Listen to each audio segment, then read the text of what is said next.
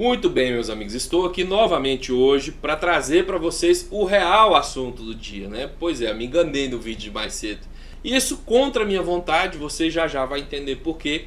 E o assunto do dia que está sendo debatido, os 3 primeiros tópicos do Twitter, é o vídeo do secretário de Cultura, Roberto Alvim, que teve a audácia de fazer um pronunciamento com estética, com tom de discurso e com até mesmo uma parte do trecho copiada do nazismo.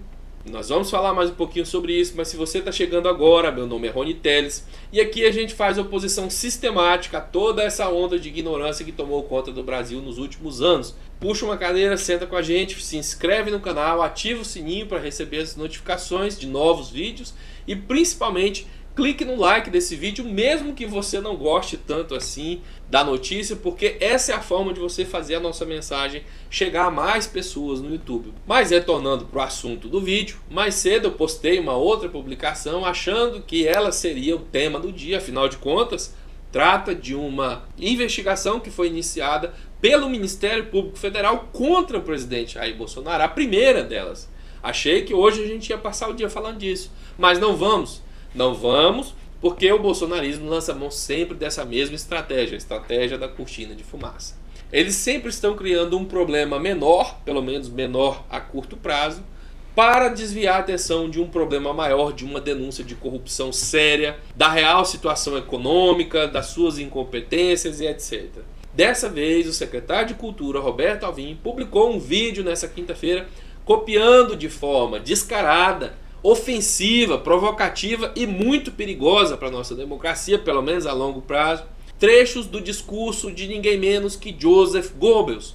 Se você não sabe quem foi esse cara, Joseph Goebbels foi o responsável pela propaganda nazista para o Hitler. Eu vou colocar aqui para você, inclusive, os 2 trechos, um do lado do outro, o nazista e o do secretário de Bolsonaro, para que você veja as semelhanças. O secretário de Bolsonaro, Roberto Alvim, disse: a arte brasileira da próxima década será heróica e será nacional, será dotada de grande capacidade de envolvimento emocional e será igualmente imperativa, posto que fundamentalmente vinculada às aspirações urgentes de nosso povo, ou então não será nada.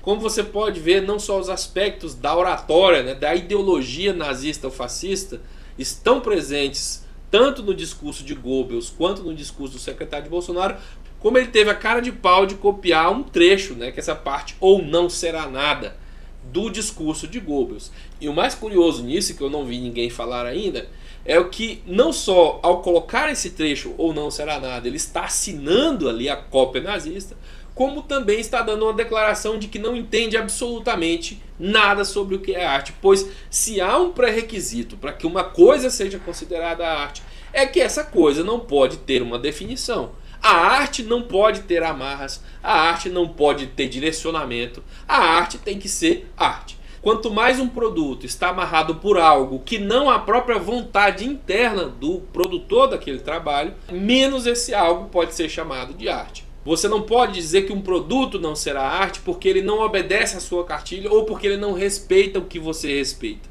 A arte tem compromisso apenas com a cabeça de quem a produz. E há ainda uma segunda interpretação possível para esse não será nada, e para mim essa é a intenção deles, tanto no Goebbels quanto no copiador, de deixar aí uma segunda mensagem subentendida.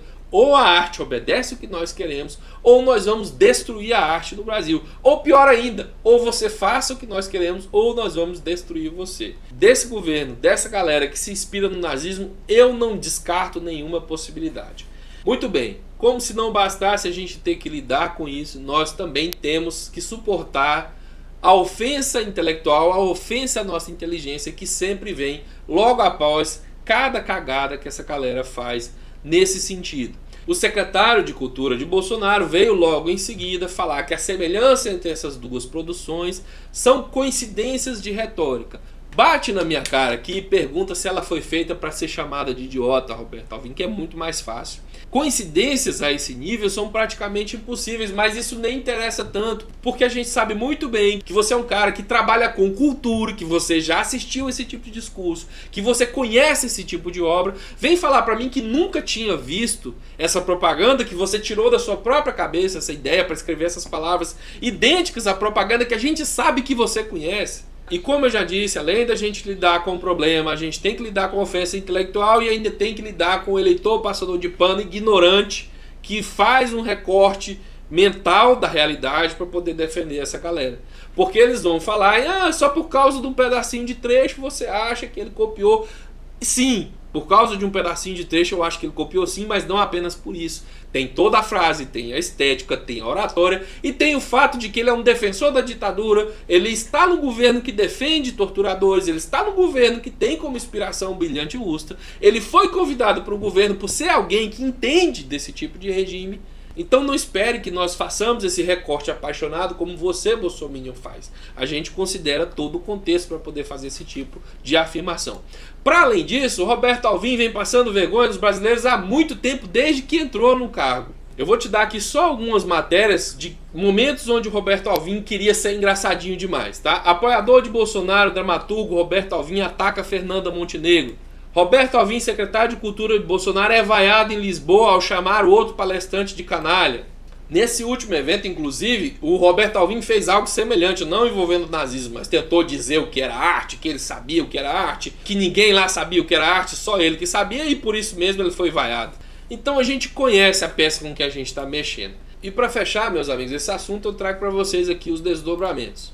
O presidente da Câmara dos Deputados, Rodrigo Maia, pediu nesta sexta-feira o afastamento do secretário de Cultura, Roberto Alvim, e segundo Maia, Roberto Alvim passou dos limites. Sobre essa declaração do Maia em especial, eu tenho duas colocações a fazer.